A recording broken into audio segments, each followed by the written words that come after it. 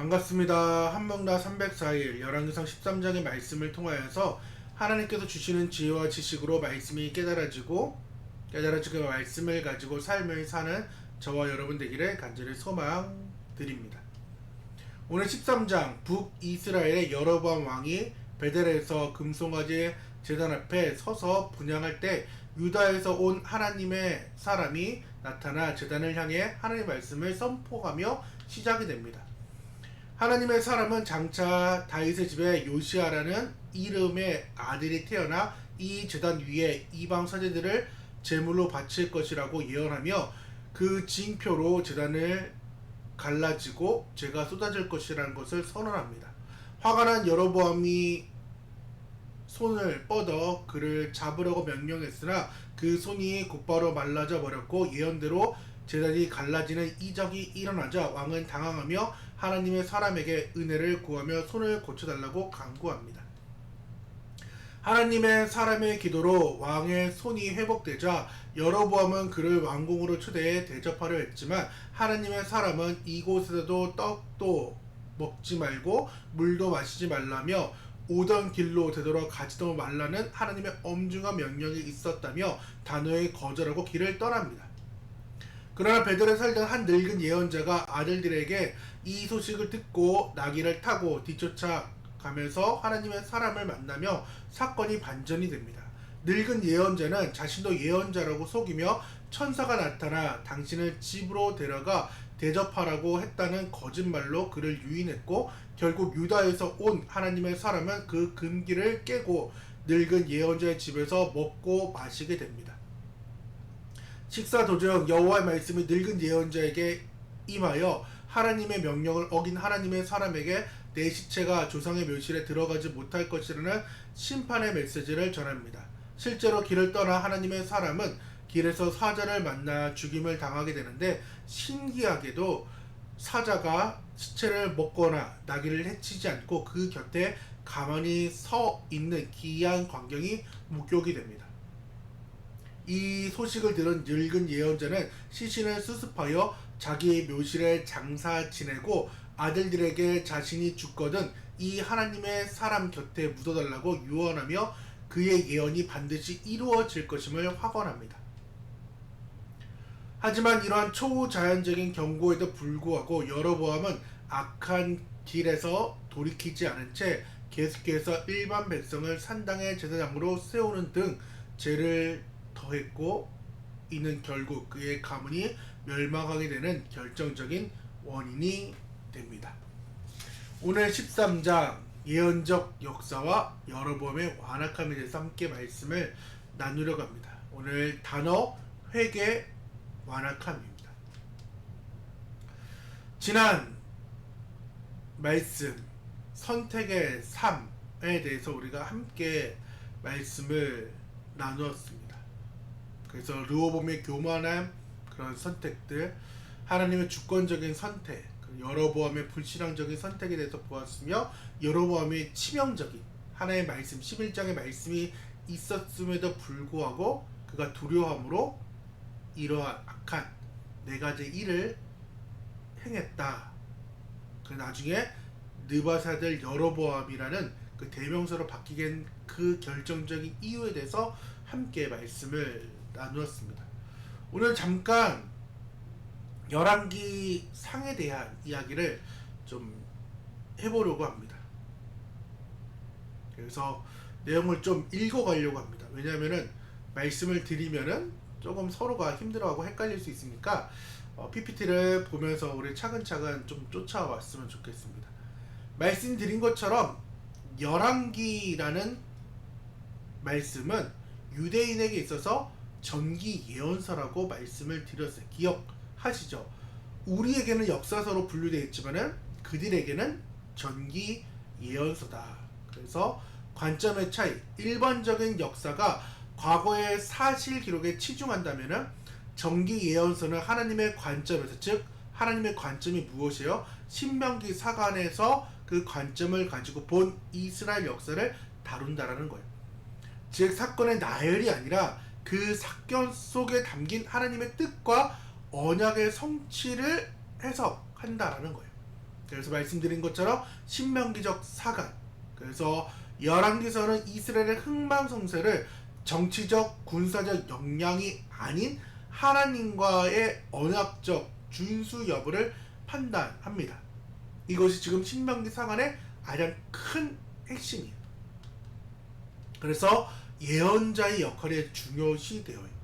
열왕기서에서는 왕들 못지않게 수많은 예언자들이 등장하며 왕의 통치를 감시하고 하나님의 말씀을 선포하는 것이 지금 열왕기 말씀이에요. 이 내용이 좀 중요해요. 그래서 유대인에게는 역사서가 아닌 예언서, 전기 예언서로 분류되어 있다.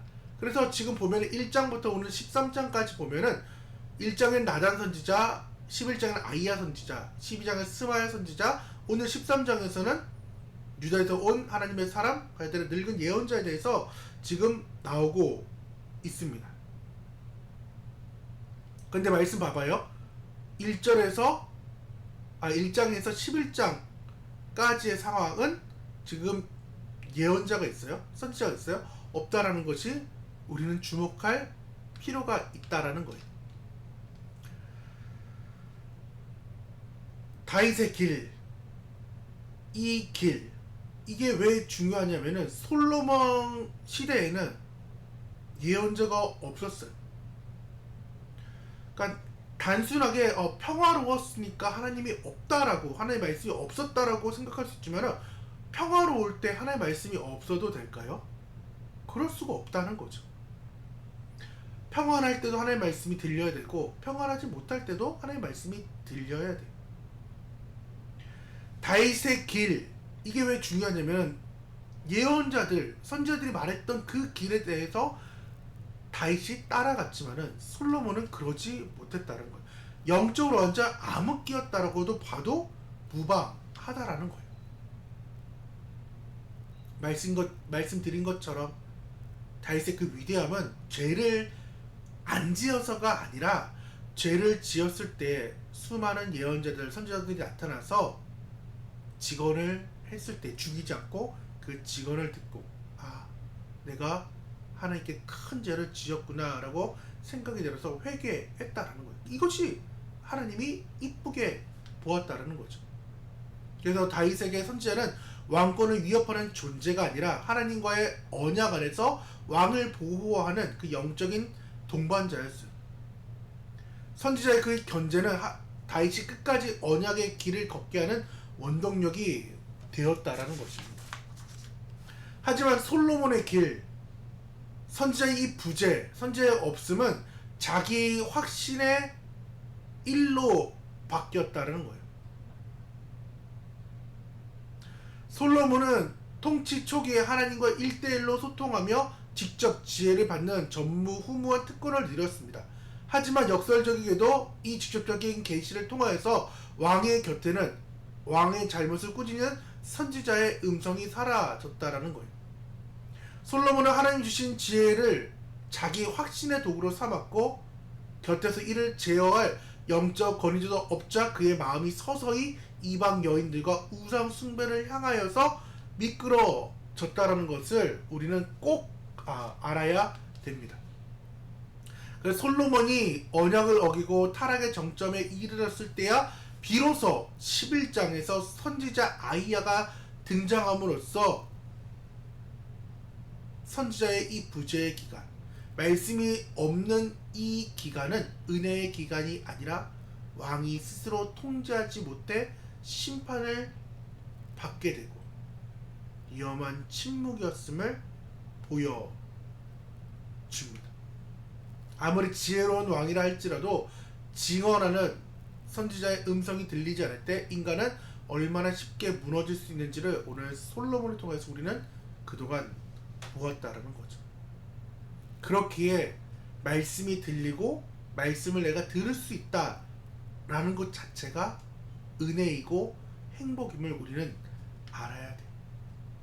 오늘 13장 아주 독특하게도 오늘은 주인공이라 할 수 있는 두 예언자 이름이 끝까지 밝혀지지 않습니다.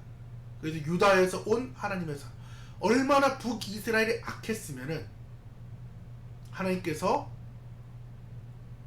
유다에서 선지자를 보냈고 베델의 늙은 예언자라고 직함만을 이제 하나님께서 서술을 하고 있습니다. 오늘 13장 의도적으로 이 예언자의 이름을 생략합니다. 더 중요한 것이 무엇이냐? 하나님의 메시지가 절대적인 우위에 있고 권위에 있음을 오늘 13장에서 말씀입니다. 오늘 까딱했다가 우리는 두 사람의 인물에 초점을 맞춰서 이 사람이 이랬고 저 사람이 저랬다라고 이야기할 수 있지만은 하나님께서는 지금 예언서의 말씀, 정기 예언서의 말씀을 통하여서 우리에게 하고 싶은 말씀은 말씀의 부재 그리고 말씀이 임했을 때에 그것이 성취됨을 다시금 비교하면서 알려주고 있다라는 것입니다. 결국 이름이 없는 이러한 서술을 통하여서 우리의 눈에는 하나님이 고정된다라는 거예요. 참된 신앙이란 자신의 이름을 지우고 오직 하나님의 뜻만을 쫓아가는 그 일이 있어야 된다라는 것입니다.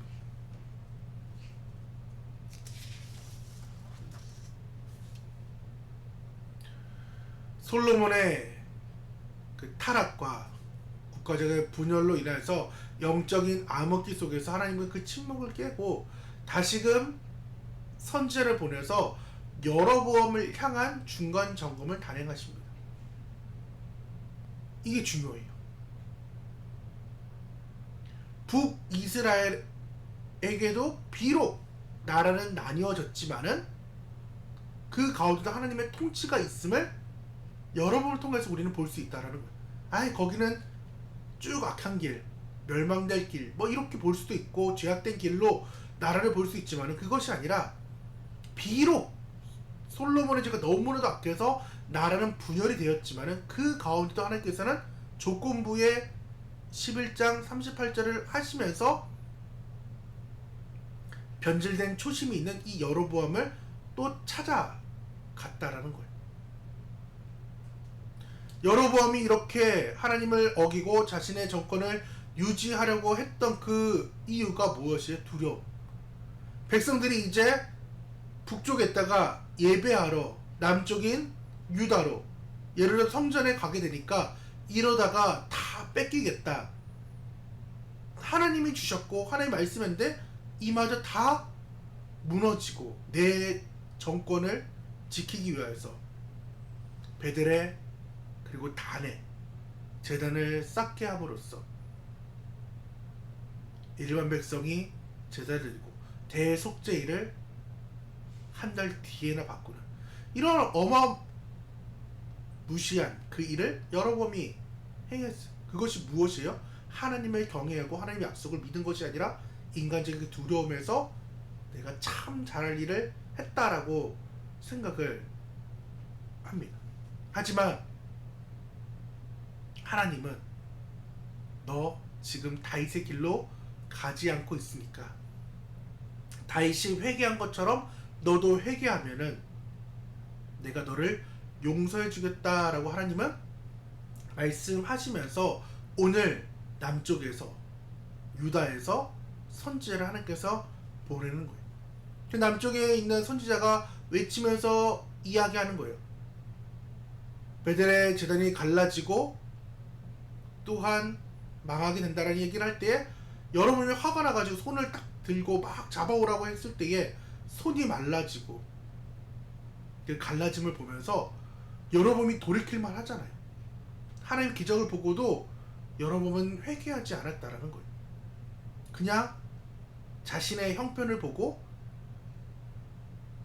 유다에서 온 선지자에게 다시금 기도해달라라는 그 말만을 했습니다. 그리고 선지자에게 선물과 음식을 제안하면서 인간적으로 그것을 무마하려고 했어요. 하나님은 여로보암이 돌아오기를 원해서 남쪽에서 사람까지 보냈지만은 그의 마음은 여전히 하나님을 쫓아가는 삶이 아니라 완악한 삶으로 나아갔습니다.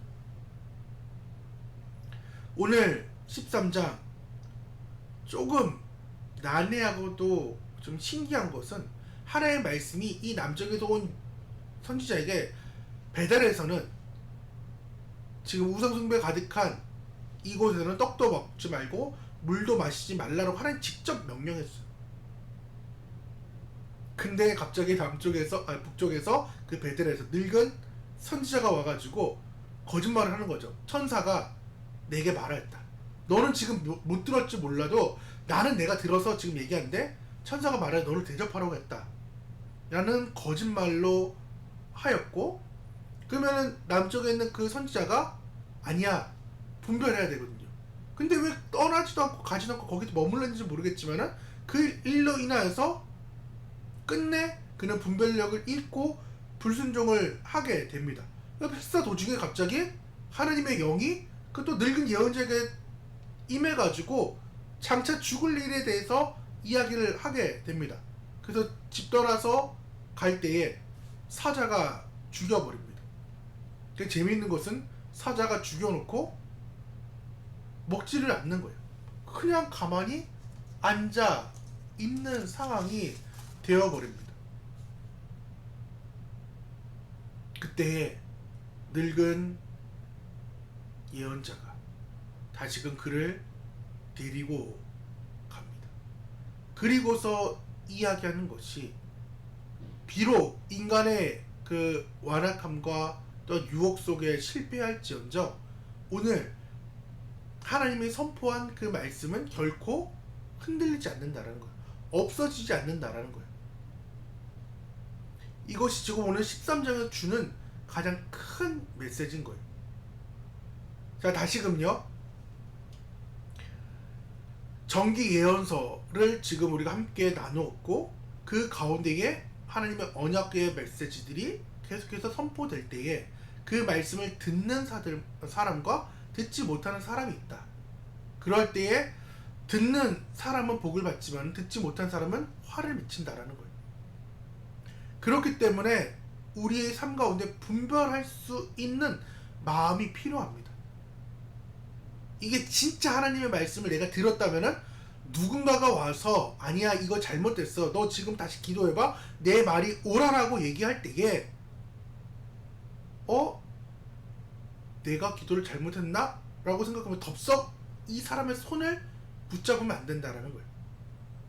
그래서 그러셨냐고, 그럼 같이 기도해보자고 얘기하면서 서로의 그 기도가 상황적으로든 말씀으로든 무언가로든 같이 그 하나님의 그 말씀들이 이루어질 때 우리는 행할 줄 알아야 된다라는 것입니다.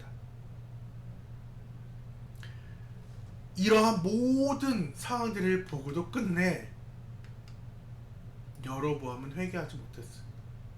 그 여로보암의 집의 죄가 무엇이에요? 아까 말했던 어디 갔냐? 요 일들. 계속해서 일반 제사장들을 너 하고 싶어? 그러면 해. 라는 걸 통하여서 여로보암 집의 죄가 되어서 끝내 멸망하게 되는 그 일들을 오늘 보게 됩니다. 그래서 오늘 13장 처음 받은 은혜의 말씀, 그 약속을 혹시 여러분이 기억하고 있나요? 아니면 환경과 두려움에 밀려서 금송아지를 만들지는 않고 있었는지를 함께 점검해 보시고, 역사는 흘러가도 하나님의 말씀이 결코 끊어지지 않는다 라는 것을 확신하시고, 또한 그 이어짐을 믿는지 오늘 함께 삶을 나눠보기를 원합니다. 오늘 13장 한 4일 내내 고민하면서 말씀을 증거했는데도 꽤나 어려운 말씀입니다. 근데 결론은 2번이에요. 말씀드리고 싶은 것은 모든 상황들, 그런 것들은 변할 수 있지만은 하나님의 말씀은 영원하다는 거예요. 그래서 뒤에 말씀을 찬양 부르겠지만은 푸른 바르고 꽃은 시들지만은 주의 말씀은 영원함을 우리가 찬양하기를 원합니다. 기도하도록 하겠습니다. 하나님, 북이스라엘 처음으로 세움받던 여로보암, 겸손과 약속을 잊어버리고 자기의 안위를 위해 금송아지를 세웠던 여로보암의 모습들을 보면서 우리의 제약된 모습을 다시금 돌아봅니다. 현실의 두려움 때문에 주님이 주신 그 초심을 잃지 않았는지를 점검케 도와주시고, 사람의 달콤한 그 거짓말에 속지 않는 그런 영적인 분별력도 우리 가운데 허락하여 주옵소서. 때로는 우리가 연약하여 넘어지고 실패할지라도 우리를 통해 선포된 주님의 말씀은 결코 땅에 떨어지지 않음을 알고 계속해서 이어짐을 우리가 믿게 하여 주옵소서. 우리가 실패하고 넘어질지라도 우리 가운데 일하시는 그 신실하신 주님을 신뢰하며 오늘 하루도 내 이름이 아닌 오직 주님만에 함께 붙들고 나아갈 수 있도록 도와주시옵소서. 예수님의 이름으로 기도드립니다. 아멘.